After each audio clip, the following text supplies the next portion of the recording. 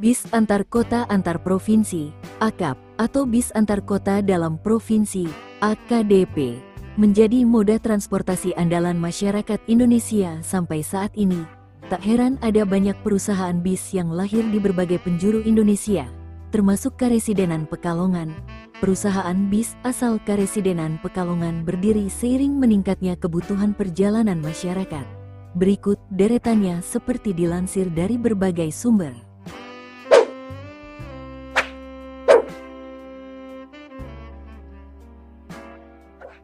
Dilansir dari enews.id, tak banyak yang tahu perusahaan otobus mana paling tua di Jawa Tengah. Masih bertahan hingga sekarang. Dia adalah PO Choyo.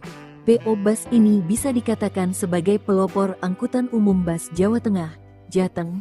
Perusahaan tersebut didirikan seorang pengusaha beras yang melihat peluang angkutan umum pada 1954.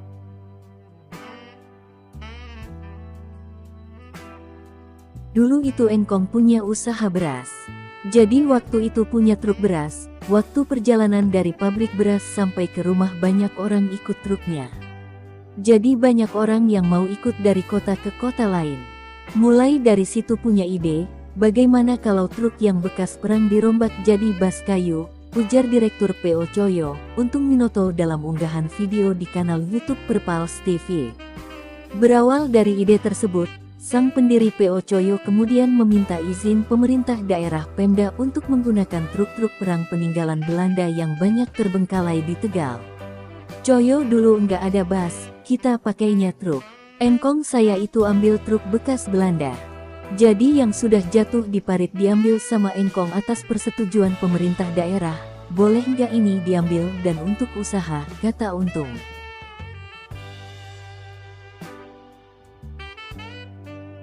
Selain memiliki usaha beras dan membuka jasa transportasi, Untung mengungkapkan kakeknya memiliki usaha hotel dan vulkanisir ban.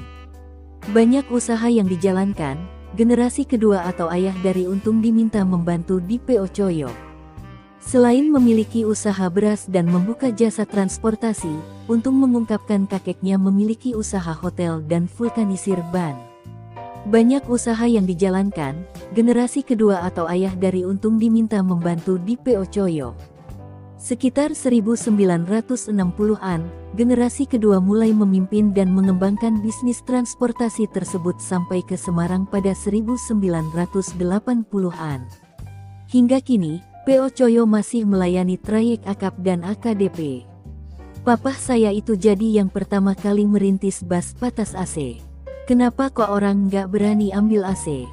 Soalnya dulu itu satu AC itu harganya sama dengan satu unit bus, ujar Untung.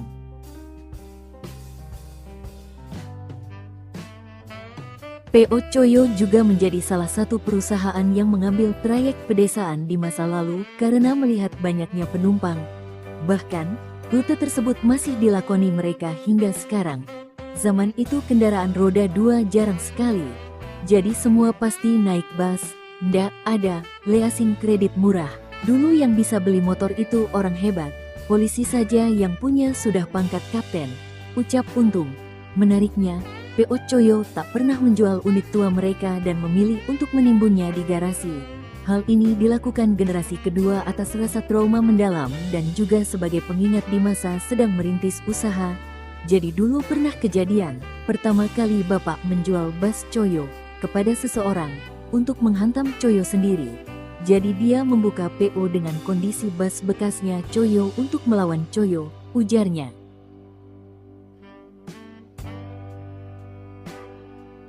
Setelah itu, mulai detik itu papa saya tidak mau menjual lagi sampai hari ini. Jadi bus itu kita timbun di garasi Tegal. Di sana itu ada bus dari tahun 60, 70, 80, 90. Ada juga di Pekalongan. Alasan lain itu bapak kayak nostalgia saat melihat bus tua itu. Jadi ada seninya sendiri, yang membuat saya juga tak mau menjual bus.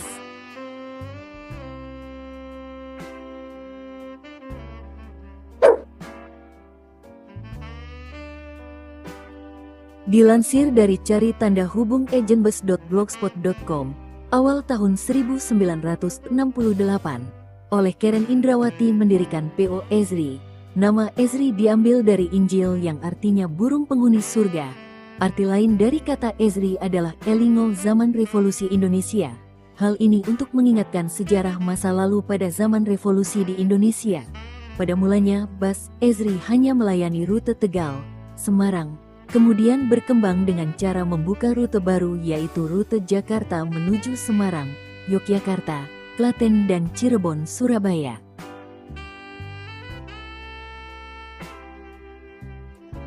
Seiring dengan perkembangan positif manajemen bis Ezri, kini rute yang disediakan oleh bus Ezri antara lain berangkat dari Cirebon, Tegal, Pekalongan menuju Surabaya dan Malang, dan berangkat dari Jakarta, Pekalongan. Urusan mesin, bis Ezri mempercayakan pada Hino dan Mercedes-Benz yang umumnya digunakan oleh bus akap lainnya.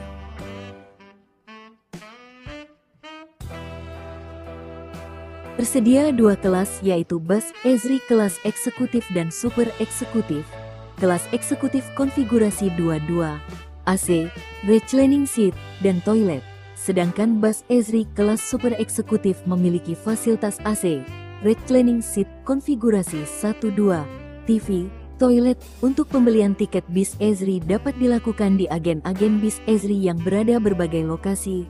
Agen bis Ezri di Terminal Cirebon, Pekalongan, Tegal, Semarang, Yogyakarta, Klaten, Malang, Surabaya, Pulau Gadung, Rawabuaya.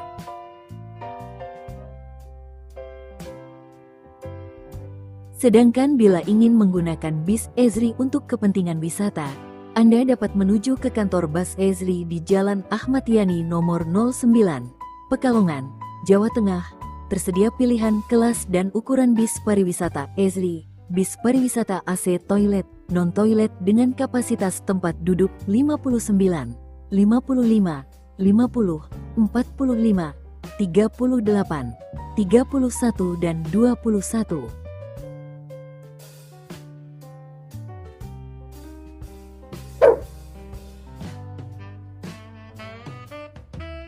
Dilansir dari Facebook Rinda Vergiawan, PO Sono, Bumel asal Pekalongan yang melayani trayek Semarang, Tegal, beroperasi sejak tahun 70 sampai 80-an dan pernah melayani rute ke Jakarta. Namun sayang PO bis ini sempat vakum sekitar tahun 2013. Sebelum vakum sempat punya armada X Sahabat. Vakumnya PO bis ini karena beberapa faktor, seperti persaingan dengan moda transportasi kereta api, travel resmi maupun gelap, juga kendaraan bermotor yang makin marak. Sang owner lebih memilih usaha lain yang lebih menguntungkan macam usaha kos, penginapan, dan lain-lain. Tahun 2020 PO ini kembali bangkit dengan armada AC meskipun bekas akap dan ada juga eks pariwisata.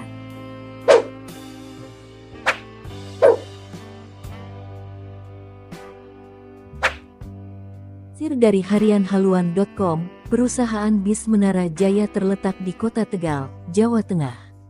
Perusahaan ini berlokasi di Anem Road, Larangan, Munjung Agung, Kecamatan Kramat, Tegal, Jawa Tengah. Sangat sedikit sekali orang yang mengetahui bis yang satu ini yaitu bis Menara Jaya. Tetapi apabila Anda tinggal di daerah Pemalang, Jawa Tengah sudah barang pasti tidaklah heran dengan bis Menara Jaya. Bis Menara Jaya melayani trayek Pekalongan, Jakarta.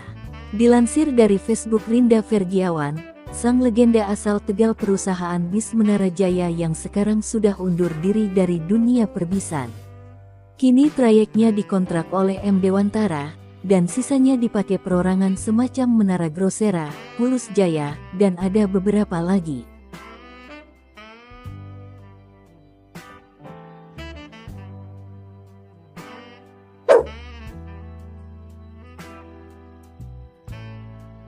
Lansir dari Facebook Rinda Vergiawan, perusahaan bis Adi Mulia legenda hidup asal Tegal, Jawa Tengah yang sudah beroperasi sejak era 80-an. Perusahaan bis ini memiliki trayek Semarang, Tegal, Cirebon, Bandung, dan Tegal, Pekalongan, Semarang, Kudus. Dahulu awal beroperasi pernah memiliki armada ATB namun tidak lama karena setelah itu ia kembali ke asalnya menjadi bis Bumel. Karena kondisi penumpang di jalur ini makin berkurang karena kalah dengan moda transportasi lain membuat Adi Mulia terlambat untuk melakukan peremajaan. Namun di tahun 2020 perusahaan bis ini berani meluncurkan armada ATB kembali dengan bus second dari perusahaan bis lain seperti Mercedes-Benz X Blue Star dengan nama Adi Mulia Putra dan Hino AKX Handoyo, Harta Sanjaya, serta bis Mercy X Pariwisata dengan nama Adi Mulia Prima.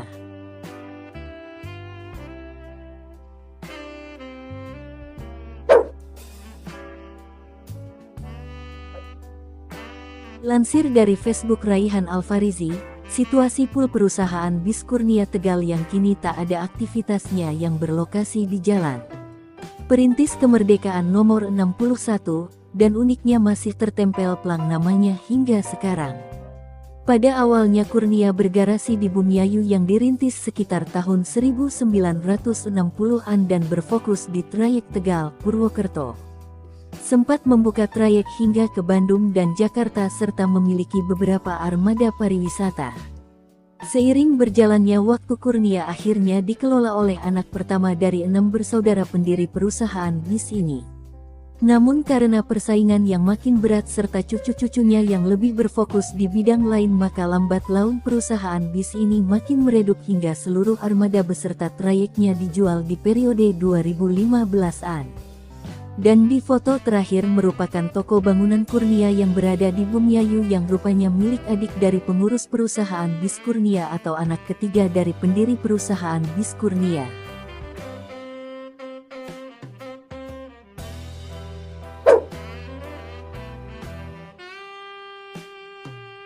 Lansir dari radartegal.disway.id, perusahaan otobus PO Dewi Sri telah menjelma menjadi salah satu perusahaan otobus legendaris di jalur Pantura, terutama di kalangan masyarakat Tegal, Jawa Tengah. Pada tahun 1980-an, PO Dewi Sri didirikan oleh pasangan suami istri, H. Ismail dan H. J. Rohayah, yang pada awalnya bergerak dalam usaha pedagang beras. Kala itu, mereka menggunakan truk untuk mengangkut dan mendukung kegiatan dagang mereka. Seiring dengan pesatnya perkembangan usaha dagang beras dan angkutan truk, H. Ismail dan H. J. Rohayah mulai melirik sektor transportasi otobus sebagai peluang baru. Mereka mengambil langkah maju dengan mengakuisisi PO Pancajaya yang berbasis di Purwokerto, Jawa Tengah. Inilah awal mula PO Dewi Sri hadir, dan perjalanan pertama mereka dimulai dengan rute Tegal Purwokerto menggunakan beberapa bus medium.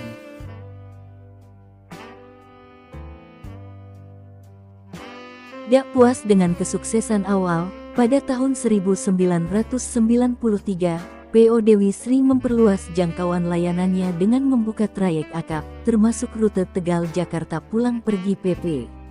Untuk mengakomodasi penumpang yang semakin banyak, 7 armada bus besar dikirimkan untuk melayani rute ini. Meskipun persaingan ketat, dengan saingan utama seperti PO Dedi Jaya dan PO Sinar Jaya, PO Dewi Sri berhasil menarik minat pasar dengan kecepatan dan ketepatan waktunya yang konsisten. Keberhasilan PO Dewi Sri membuka rute ke beberapa daerah, Napak, membuatnya dikenal sebagai bus kebanggaan, Wong Napak. Masuk tahun 2000-an, H. Ismail menyerahkan tongkat kepemimpinan kepada anak pertamanya, Iqmal Jaya, yang memiliki minat besar di dunia transportasi darat. Di bawah kepemimpinannya, PO Dewi Sri semakin berkembang pesat.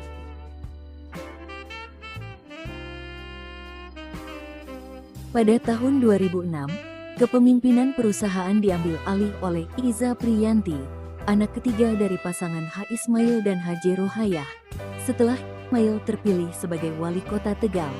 Selanjutnya, kursi kepemimpinan diserahkan kepada Mukti Agung Wibowo, anak bungsu pasangan tersebut, yang juga terlibat dalam dunia politik sebagai wakil Bupati Pemalang. Di masa kejayaannya, PO Dewi Sri mencatat sejarah dengan menggunakan sasis premium, seperti Volvo B7R. Keputusan ini tidak hanya menunjukkan komitmen perusahaan untuk memberikan pelayanan berkualitas tinggi, tetapi juga menegaskan posisi PO Dewi Sri sebagai pemain utama di industri otobis. Pada masa itu, PO Dewi Sri memiliki lebih dari 20 unit bis dengan sasis tersebut. Dari awal yang sederhana sebagai pedagang beras hingga menjadi salah satu perusahaan otobus terkemuka di jalur Pantura, perjalanan P.O. Dewi Sri telah mencatat sejarah panjang yang dipenuhi dengan kisah kesuksesan dan perubahan. Dengan dedikasi untuk memberikan pelayanan terbaik bagi penumpangnya, P.O. Dewi Sri terus melangkah maju sebagai pilihan utama dalam perjalanan transportasi darat bagi masyarakat Tegal dan wilayah sekitar.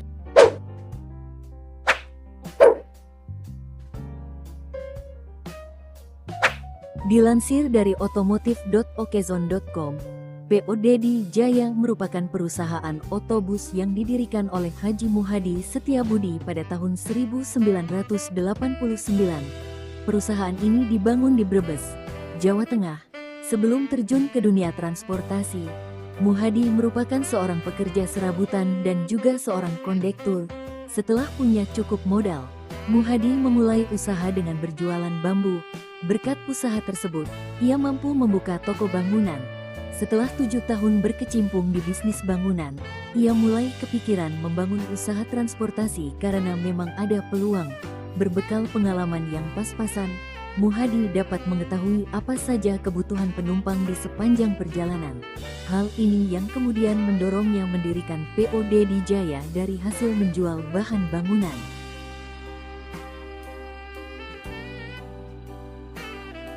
Modal awal Suhadi berhasil mendatangkan 8 unit bis yang melayani trayek Brebes-Jakarta PP. Kehadiran P.O. ini mendapat sambutan yang luar biasa dari masyarakat Brebes, Pekalongan, Tegal dan Purwokerto. Sambutan tersebut didapat karena mereka membutuhkan angkutan yang bisa mengantar dengan cepat hingga ke Jakarta. Saya punya usaha, P.O. Bus, sejak tahun 1989.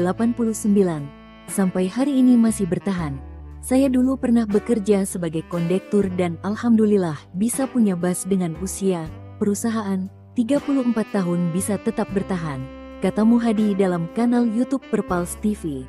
Muhadi juga menyampaikan bahwa usaha di bidang transportasi ini harus dikelola dengan baik agar bisa bertahan. Pasalnya, P.O. Dedi Jaya dibangun dari sebuah mimpi yang akhirnya terwujud, sehingga Muhadi tak ingin membiarkannya tumbang begitu saja. Ini diawali dengan mimpi. Dulu seorang kondektur ingin punya bus. Alhamdulillah Allah mengabulkan doa saya. Dengan motto kami, teman setia dalam perjalanan, kami ingin melayani penumpang dengan sebaik mungkin, ujarnya.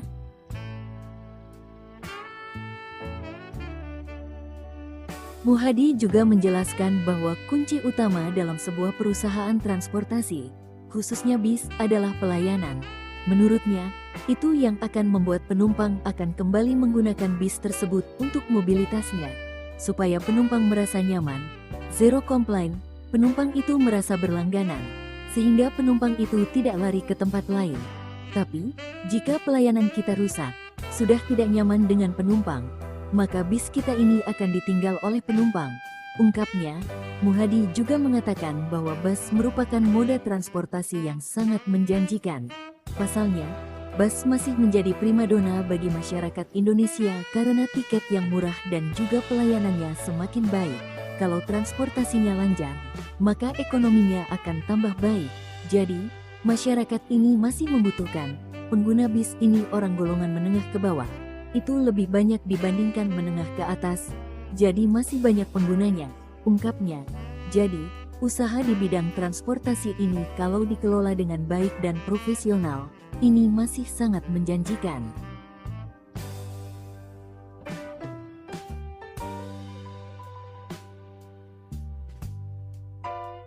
Kemudian dilansir dari radartegal.disway.id, kesimpulannya P.O. Dedi Jaya adalah contoh sukses perusahaan otobus besar yang dirintis dari nol oleh pendirinya, H. Muhadi Setiabudi. Dengan pengalaman sebagai kondektur dan tekad yang kuat, Muhadi berhasil membawa mimpi menjadi kenyataan dengan mendirikan P.O. Dedi Jaya.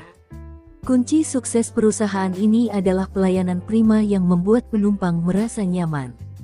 Semangat Muhadi telah membawa P.O. Dedi Jaya bertahan selama lebih dari 34 tahun dan menjadi pilihan favorit bagi masyarakat wilayah Brebes dan sekitarnya. Demikian kisah tentang pendiri P.O. Bis Dedi Jaya dari seorang kondektur sampai bisa menjadi direktur.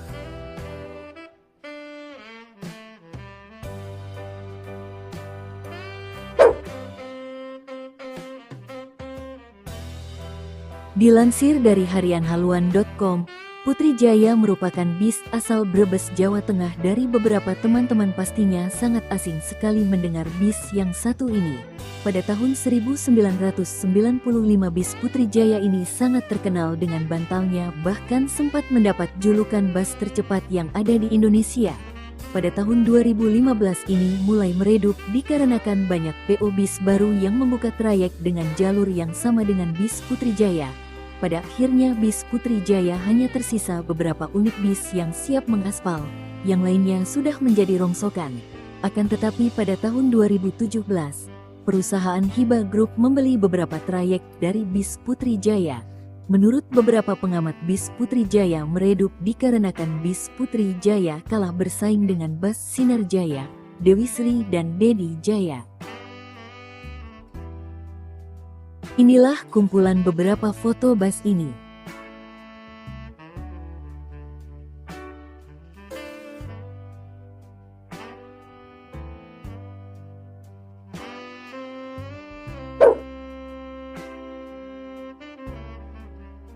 Dilansir dari kanal YouTube Jody Wai, sumber bawang lahir diperkirakan pada era 1970-an awal. Perusahaan bis ini menjadi salah satu ikon kota Brebes saat itu. Pemilik perusahaan bis Sumber Bawang memiliki kekurangan fisik yaitu tunanetra, memiliki kegigihan bekerja yang luar biasa. Berawal dari menjadi seorang petani bawang merah yang sukses, kemudian memiliki usaha sampingan yaitu membuka perusahaan otobus yang bernama Sumber Bawang. Kehebatannya terdengar hingga ke telinga Pak Soeharto sebagai Presiden Republik Indonesia saat itu. Sehingga pernah mendapatkan penghargaan di Istana Negara sebagai pengusaha yang sukses meskipun memiliki kekurangan fisik. Dan setelah beliau wafat, putra-putrinya tidak ada lagi yang mengurus perusahaan bisnya. Sehingga Sumber Bawang pun sudah tidak ada lagi bekas tapaknya di Pantura. Perusahaan bis Sumber Bawang melayani trayek Margasari Slawi Tegal Brebes Jakarta, Pekalongan Jakarta dan Purwokerto Jakarta. Kebanyakan menggunakan sasis Mercy OF 1113 bersaing dengan Ulansari, Kelapa Emas dan lain-lain.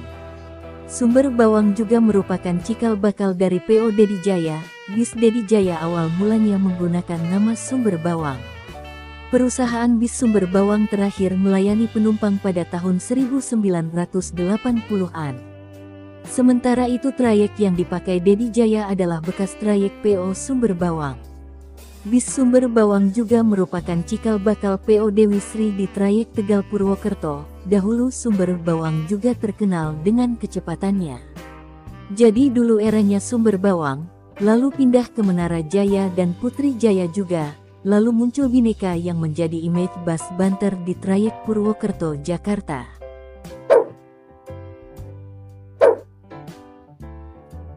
Dilansir dari ainews.id, perjuangan pemilik perusahaan otobus, PO, dalam membangun usaha hingga sukses selalu menarik perhatian masyarakat. Usaha mereka dalam membangun PO bis menjadi sumber inspirasi. Salah satunya Haji Zainul Arifin, pemilik PO Persada. H. Zainul membangun usahanya dari seorang sopir angkutan desa.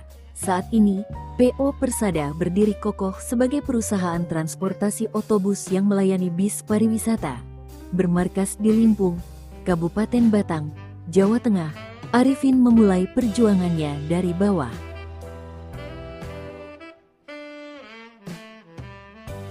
Kalau terjun di dunia transportasi sudah dari tahun 70-an, tapi kalau untuk milik sendiri itu mulai tahun 79. Mobil-mobil yang belakangnya kayak gerbong, itu angkutan penumpang. Pada saat itu di sini adanya itu. Untuk angkutan pedesan, ujar Zainul dilansir dalam video di kanal YouTube Perpals TV. Dia mengungkapkan saat itu dirinya mengemudikan sendiri angkutan tersebut karena belum mampu membayar karyawan dan unitnya hanya satu. Namun, berkat kegigihannya dia bisa menambah armada angkutan pedesaan.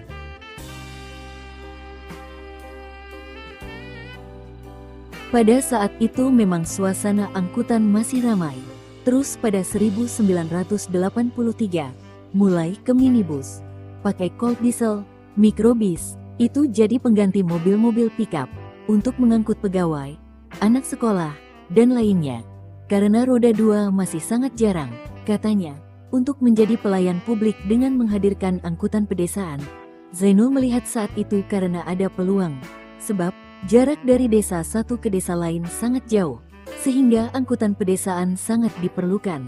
Saya melihat kebutuhan masyarakat pada saat itu kan tinggi. Sebelum tahun 1977 saya dagang di pasar sebenarnya. Pada 1979 saya melihat situasi. Akhirnya saya pindah ke angkutan, ujarnya.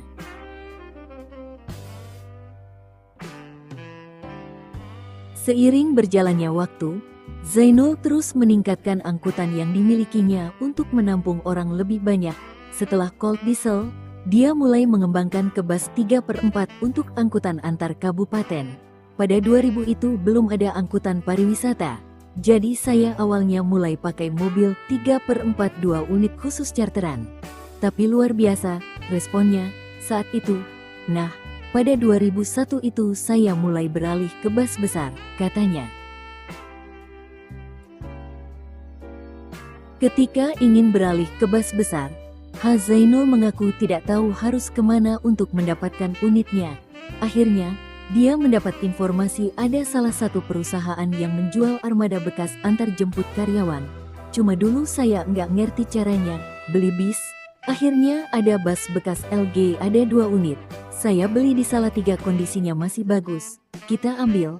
Dalam 1 bulan itu bisa berangkat terus. Jadi dalam sebulan itu ada 30 hari tapi jadi 35 hari di hitungan kita, katanya. Kini, Zainul memilih fokus pada angkutan pariwisata hingga memiliki puluhan unit bis. Adapun ciri khas dari PO Persada ini, armadanya memiliki cat warna merah.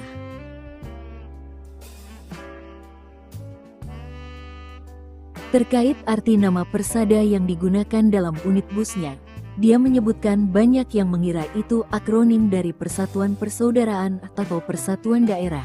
Itu sebetulnya supaya kita wawasannya aja jauh. Persada Nusantara, wawasannya jauh gitu aja. Nggak ada Persatuan Persaudaraan, tidak. Cuma saat itu kan teman-teman kita lingkupnya kecil. Kalau sudah kenal Mas Sani mungkin beda, ucapnya sambil tersenyum.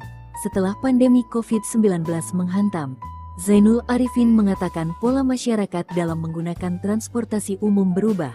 Harapannya sih bukan hanya dinas-dinas pemerintahan dan sekolah saja yang melakukan study tour, tapi juga masyarakat yang ingin bepergian. Wisata ziarah ini juga sangat tinggi di sini, karena 1 tahun itu bisa 2 kali dengan jurusan berbeda, ke timur dan ke barat, ujarnya.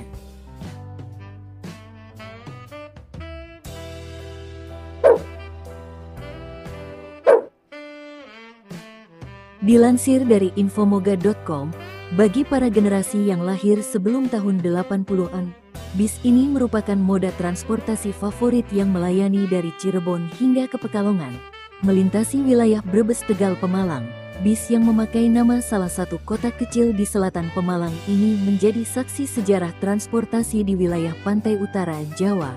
Perusahaan Otobis Moga, salah satu bis yang termasyhur di kalangan para penumpang di wilayah ini selain bis Sumber Bawang, bis Moga. Orang-orang biasa menyebutnya merupakan satu di antara beberapa perusahaan bis yang lahir pada era kolonial, yakni tahun 1913. Orang menjadi salah satu yang beruntung adalah pernah melihat secara langsung keberadaan bis ini di jalanan dan sering melintasi bekas reruntuhan pulnya di Pemalang, tepatnya di pojok utara alun-alun yang kalau tidak salah termasuk wilayah Pelutan. Moga merupakan perusahaan bis yang dimiliki oleh seorang keturunan Tionghoa dari Tegal bermarga Gan. Bis ini melayani beberapa rute, yakni jurusan Tegal, Pemalang, Pekalongan, Tegal, Moga, dan Tegal, Cirebon. Seperti yang terlihat pada foto di atas, bis Moga yang akan keluar dari Terminal Lama Gunung Sari, Cirebon menuju kota-kota tujuan pada sekitar tahun 1980-an. Naik bis ini biasa dengan tarif kekeluargaan, yang berarti bisa tawar-menawar dengan penumpang, apalagi sang penumpang itu seorang pelajar atau mahasiswa.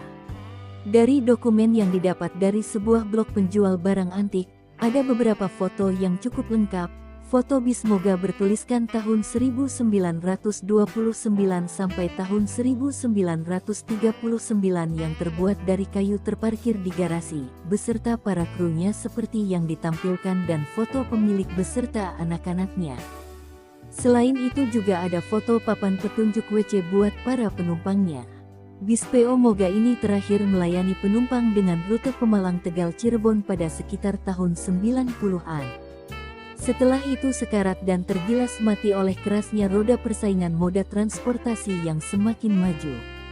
Tapi, setidaknya bagi masyarakat Moga, ada kenangan tersendiri di benak para pelaku transportasi, bahwa zaman dahulu nama Moga begitu terkenal dan salah satunya berkat keberadaan bis PO Moga.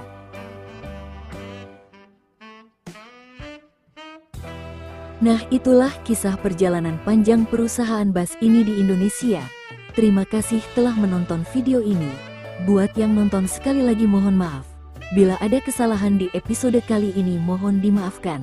Dan kalau ada informasi yang salah atau ada tambahan informasi, langsung dibenerin aja di kolom komentar. Semoga bermanfaat, sampai jumpa di next video. Semoga bahagia semua.